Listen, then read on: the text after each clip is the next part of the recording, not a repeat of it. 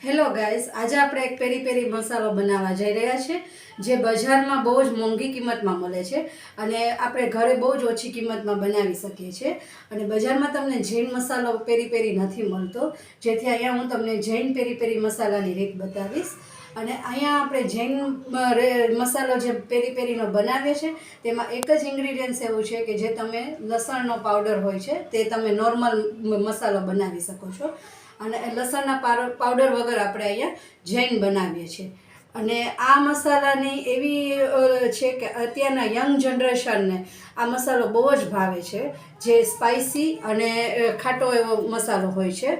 અને એ મસાલાથી ઘણી બધી વસ્તુમાં તમે એનો ઉપયોગ કરી શકો છો, જેમ કે તમે મેગી, પાસ્તા, નૂડલ્સ, ચિપ્સ વગેરે એવી કોઈ પણ આઈટમમાં તમે બનાવી શકો છો. પોપકોર્ન એવી દરેક આઈટમમાં તમે આનો ઉપયોગ કરી શકો છો. ઓકે ફ્રેન્ડ્સ, અહીંયા આપણે 1.5 ટેબલ સ્પૂન કાશ્મીરી મરચું લઈએ છીએ.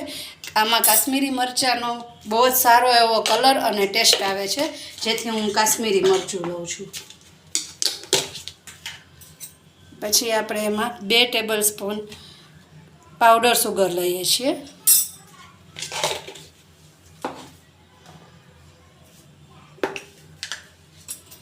એક ટેબલ સ્પૂન આપણે સંચર લેશું.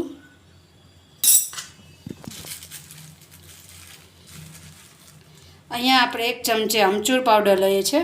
હું અહીંયા અત્યારે આમચૂર લઉં છું, તમે લીંબુના ફૂલ પણ લેવા હોય તો તમે લઈ શકો છો. ઓકે,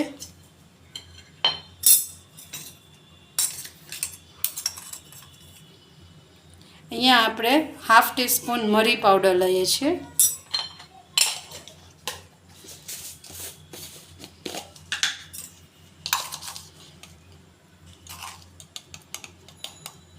અહીંયા 1/2 ટીસ્પૂન આપણે એલચી પાવડર લઈએ છીએ.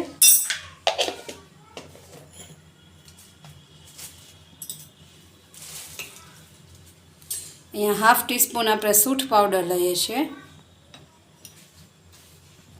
અહીંયા 1/2 ટીસ્પૂન આપણે તજ પાવડર લઈએ છીએ. અને 1/2 ટીસ્પૂન આપણે મીઠું લઈએ છીએ. હવે આ બધા પાવડરને તમે મિક્સ કરીને જોઈ શકો છો કે તેનો કલર એમનેમ સારો જ આવે છે, પણ આ બધા પાવડરને આપણે મિક્સર ગ્રાઇન્ડરમાં પીસીશું તો એનો કલર નહીં આખો ચેન્જ જ થઈ જશે. અને અહીંયા તમે લસણ પાવડર લ્યો તો નોર્મલ મસાલો થઈ જશે. આ આપણે અહીંયા જૈન મસાલો બનાવીએ છીએ, જૈન પેરી પેરી મસાલો. ઓકે,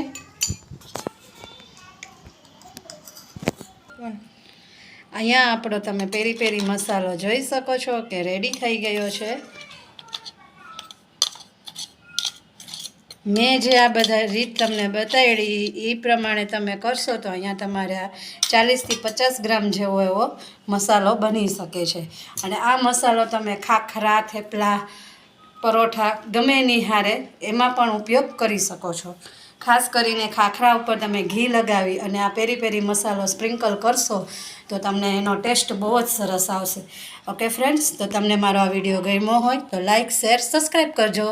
મારી ચેનલને સબસ્ક્રાઈબ કરવાનું જરા પણ ન ભૂલતા. ઓકે, તો નેક્સ્ટ વિડીયોમાં મળશું. Bye bye.